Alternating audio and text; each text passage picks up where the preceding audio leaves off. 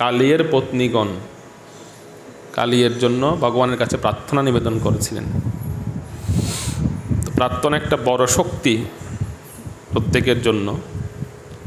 প্রার্থনাই আমাদের জীবনে ভগবানকে এনে দেয়। প্রার্থনার এমন শক্তি যে প্রার্থনার দ্বারা ভগবান আমাদের জীবনে আসতে বাধ্য। প্রার্থনার এমনই শক্তি। তার পূর্বে যে বিষয়টা সেটা হচ্ছে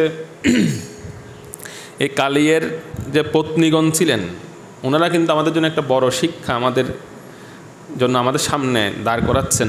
শিক্ষাটা হচ্ছে কি, যে নারীদের ভূমিকা কি হওয়া উচিত বা স্ত্রীর ভূমিকা কি হওয়া উচিত।